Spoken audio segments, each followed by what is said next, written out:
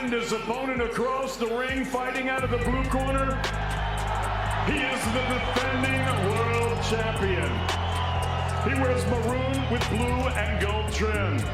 He scaled at the lightweight limit of 100. Undefeated IBF, WBO, WBA, WBC franchise, and Ring Magazine lightweight champion of the world, the Takeover, Teofimo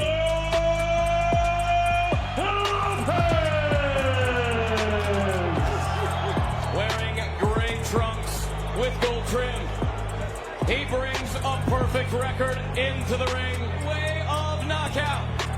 He is the 2016 Olympic silver medalist, the former featherweight champion of the world, the reigning and defending double. Protect yourself at all times. Keep this fight clean at all times. And what I say, you must obey. Good luck, touch him up. Waiting on a mistake. Oh, and right now, see the. Oh, there it is. Offense. Oh, that's a good left hand from Shakur Stevenson as came straight in. Shakur Stevenson filled that gap. What he's doing. Good Right shot. hand from Lopez. Oh, he lunges in. Hand that went low moments ago. As the opening bell sounded, Teofimo Lopez and Shakur Stevenson stepped into a chess match disguised as a fight. Every movement was calculated, every moment measured, and each exchange hinted at a deeper strategy unfolding inside the ring. Shakur Stevenson filled that gap. What he's doing. Good Right shot. hand from Lopez. Oh, he lunges in. Hand that went low moments ago. You saw Shakur's reaction to Kenny Bayless. Beating him with the straight left hand. Oh, and there's a knockdown scored with the left hand. Pinpoint accuracy. Stevenson scores the knockdown early in round 6. I think it was more.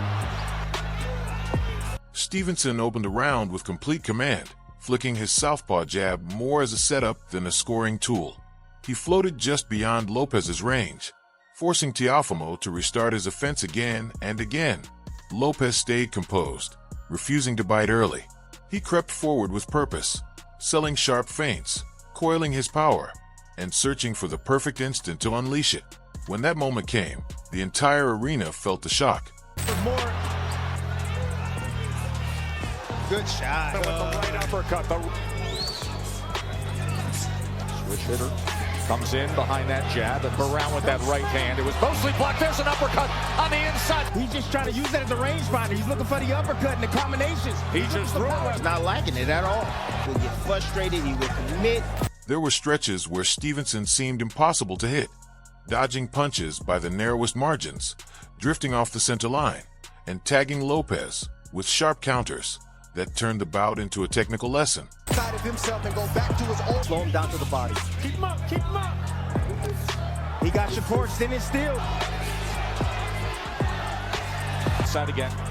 Trying to cut it. Shot over the top besides that left hook. It's puzzled by the miss on the clock. As he just came out southpaw. Then, without warning, Lopez would change the atmosphere, bursting forward with explosive flurries that slammed through the gap, driving Stevenson toward the ropes and whipping hooks that made it clear this was no practice bout. As the fight reached its middle rounds, the pace evolved. Stevenson started investing downstairs, drawing Lopez's guard high before sliding punches to the body.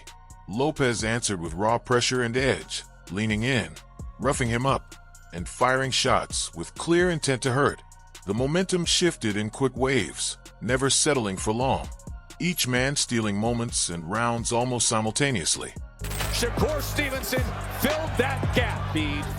What he's doing. Good Right shot. hand from Lopez. Oh, he lunges in. Hand that went low moments ago. You saw Shakur's reaction to Kenny Bayless. Meeting him with the straight left hand. Oh, and there's a knockdown scored with the left hand. Pinpoint accuracy. Stevenson scores the knockdown early in round 6. I think it was more. In the championship rounds, the contest turned into a resolve against accuracy. Stevenson remained calm and selective, managing his output and striking only when the openings were right. Lopez pressed forward relentlessly, searching for a single decisive moment that could swing the entire fight. When the last bell sounded, neither man backed away. They stood exhausted, marked by the battle, with no sense of closure, because the fight refused to offer a clear verdict. The arena was left alive with debate, split opinions, and instant arguments over what had just unfolded. I want to bet whatever. Yeah, you wanna whatever. Bet. Whatever you want to put up. I bet that you can't. No, say it, say it, say it, say it. I bet that your mouth what you can bet. fit. Say all what through you my bet. I would smack this. I smack this. What you just say? Hey. You're gonna feel like a foot in your mouth. You're gonna feel like a foot in your mouth. You're gonna feel like a foot in your mouth. Come on, man. You know Hey, that, man. hey, to all y'all, when do you? Hey, when does everybody consider I would leaving? smack the out of Leaving you. the in your mouth. Hey, I would smack the out of you. Like, yo, Oh, he's an acrobat. Let's now go, he's in Chad. At the weigh-in, the atmosphere carried more weight than the fight itself. Shakur Stevenson was first to step onto the scale, cool and unreadable, as the digits settled at 138.6 pounds.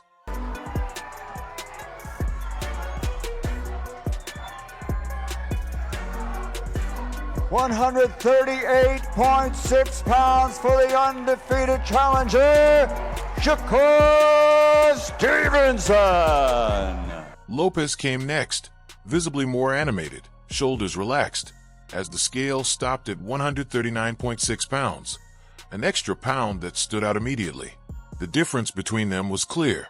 Stevenson looked sleek and razor-sharp, while Lopez appeared dense and coiled with energy. When they finally faced off, the room fell silent.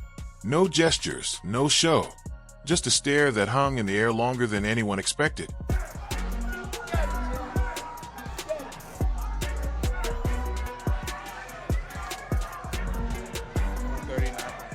$139.6 for the reigning and defending champion. Stevenson never flinched, chin lowered, eyes locked. Lopez edged forward just enough to challenge the distance, chest lifted and jaw tight. Security stayed close, but neither fighter made a move.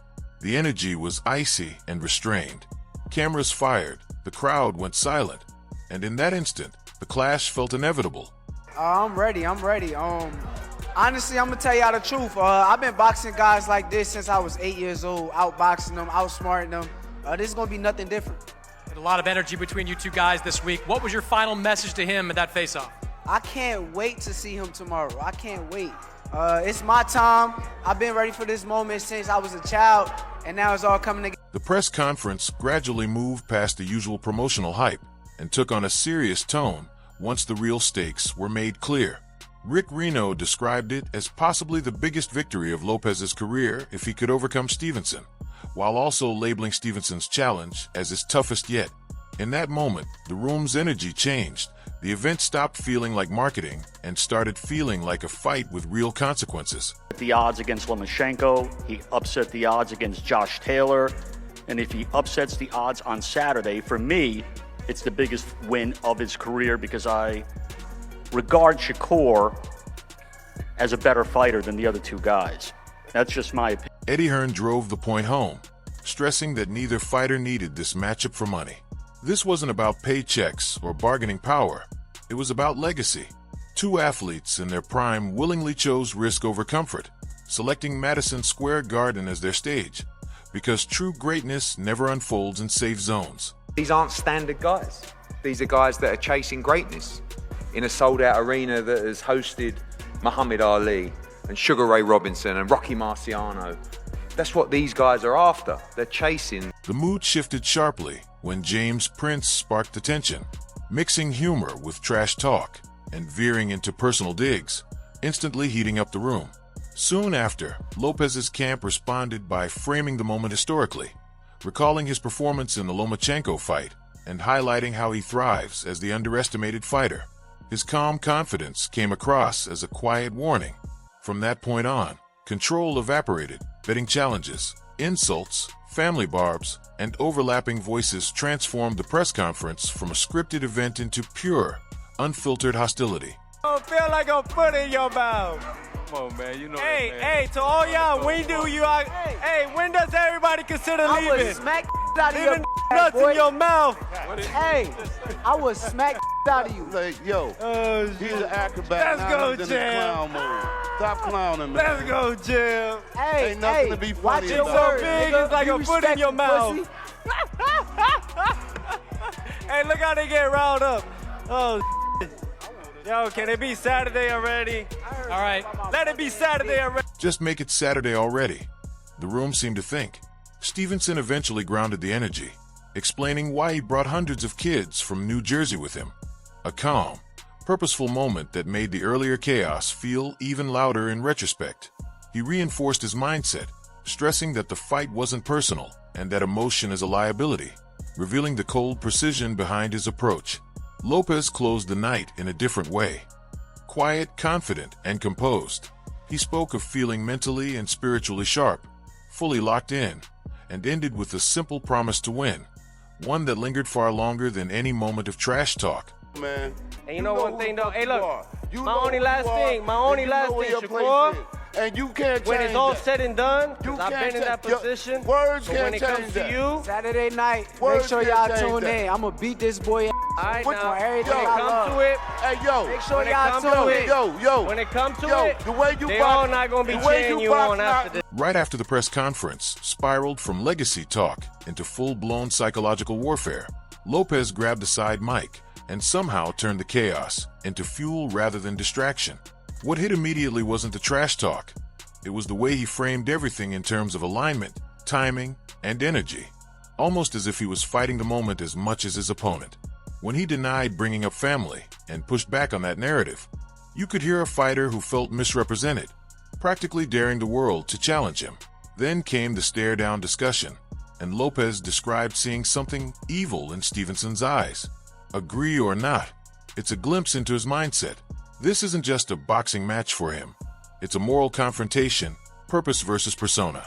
What stood out most was when he spoke about his dad's absence, not defensively, but with calm, matter-of-fact reflection. That's Lopez at his most dangerous, composed, thoughtful, and fully in control, not reacting but calculating. You think that you might have just gotten under his skin where you sense any sort of fear? Oh yeah, it'll show. I just gotta rip it out. Just gotta take it out from his soul.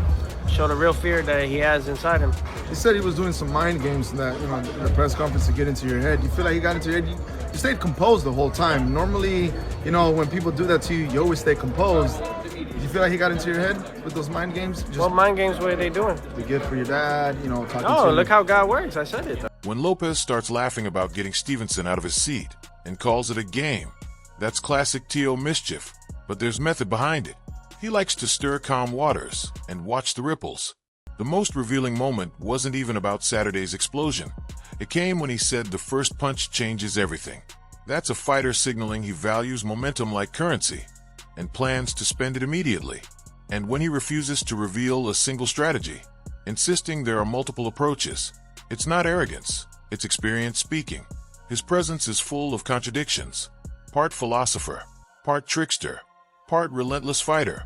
One moment playful, the next completely lethal. You don't have to buy every word he says, but you can't ignore them. This wasn't a shout into the void. It was a quiet, confident warning. And those are the ones that hit the hardest. It gives you bad or evil vibes, or his camp or whatever. Just all of it, his persona, the way he carries himself, the way he says he's gonna beat my ass right here, right now if he wanted to. And all I'm thinking about is that time when he punched a civilian at a nightclub after in the parking lot, and then when he actually swung and hit a woman at the same time. Every time he tells me he's gonna beat my ass, he'll be right there. That's what comes back to my mind is that video. So, that's evil though. That's really... Right after Teo's intense spiritual speech, Shakur comes in with a totally different vibe. It's like the atmosphere instantly changed from blazing heat to icy calm. What stands out is how Shakur doesn't fight the chaos. He minimizes it. When he talks about Teo trying to mess with his mind and him returning the favor, it's not about emotion, it's strategy. He's basically saying, you test me, I respond, but I don't get consumed by it. When he sets strict boundaries about family, especially mothers, you can sense the discipline beneath his calm exterior. Shakur has a clear mental game plan, and Teo breaking the rules just proves his point. Control always beats noise. His approach to training camp is just as methodical, staying focused on Teo for 12 weeks straight, embracing discomfort, sacrificing family time. It's not about hype, it's routine. For him, this is a profession, not just a moment in time. You feel like you got into his head, Jones talking about his dad and, bringing that gift. Was that something that you planned? No, I didn't plan that, but I see he tried to get in my head, so I returned the favor. He got a little bit too disrespectful. How did he get disrespectful? I heard him say something about my mother. I don't like mother games. I don't play certain games like that, so I don't respect that shit. At the end of the day, it's a fight.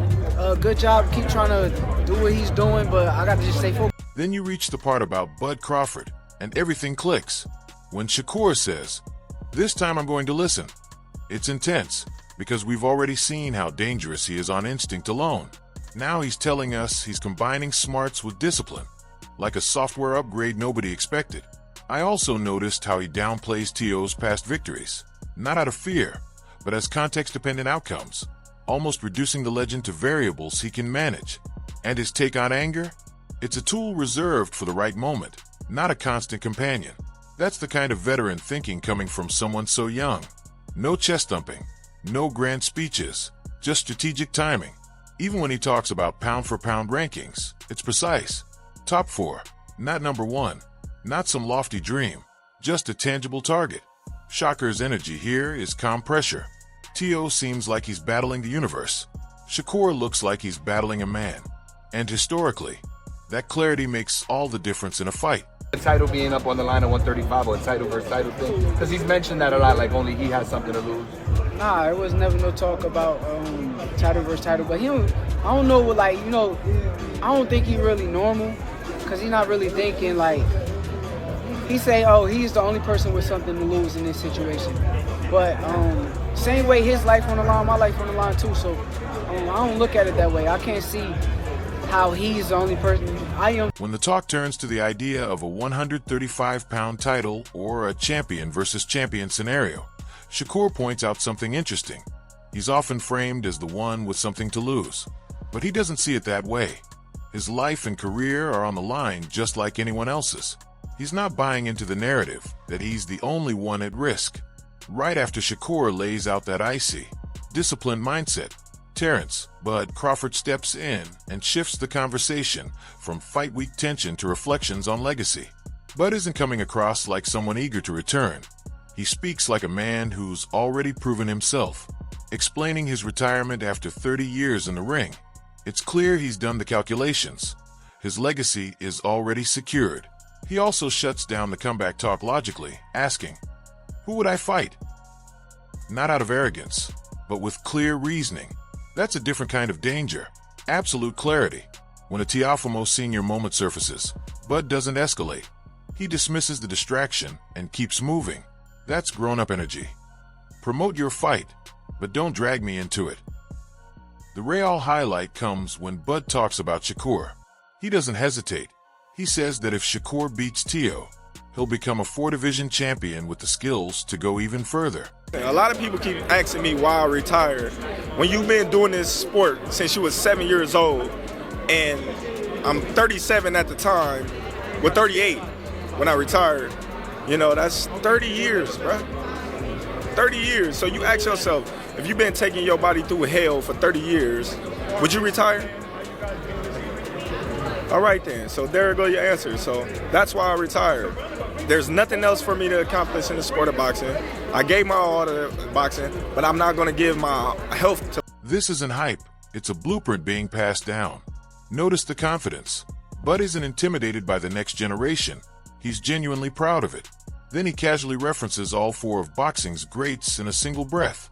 Southpaw skills like Hagler, movement like Leonard, inside work like Duran, and range like Hearns. And it doesn't sound arrogant, because his career proves it. What really hits is the emotion around retirement. There's relief, but also loss. He's glad he no longer has to endure the punishment, yet sad to leave behind something he loves. That's not a soundbite. It's a fighter sharing the true cost of greatness. When Bud says boxing is still evolving, and we'll see what comes next, it feels like a torch-passing moment without fanfare. Shakur is focused on Saturday, but has already closed his chapter. Different moments, same story, and the weight of that comparison is undeniable. Yeah, for sure. When he beats Teofimo, he'll be a 4-weight world champion. You know, I'm a 5-weight world champion, and I can see him becoming a 5-weight world champion as well. You know, Shakur got all the tools and all the abilities to do bigger and better things than me, and that's what I'm hoping for him to do. When you step back and look at the whole picture, it's more than just a fight. The bout itself felt like a live strategy lab. The stare down at the weigh-in spoke louder than any trash talk. The press conference moved seamlessly from legacy discussions into psychological maneuvering. Teofimo approached it like destiny and cosmic alignment. Shakur ran it like a precise, calculated operation. And Bud, he hovered above it all like a final boss who's already beaten the game. It becomes clear this wasn't just a single event. It was layers upon layers. Styles clashing, mindsets colliding, generations overlapping. Nothing was neat or resolved. That's why this matchup hit so hard. One fighter thrives on momentum, chaos, and raw willpower. The other thrives on discipline, control, and timing. And the sport itself sits squarely between them, daring you to decide which approach you trust when the stakes are sky high. No easy answers, no unanimous verdict. Just a fight that makes you watch again, debate, and reconsider what true greatness looks like. Drop your thoughts in the comments. Who impressed you more? Whose mindset would hold up under pressure? How did you see the battle unfold? And don't forget to like, share, and subscribe to the Boxing Stories. Catch you in the next one.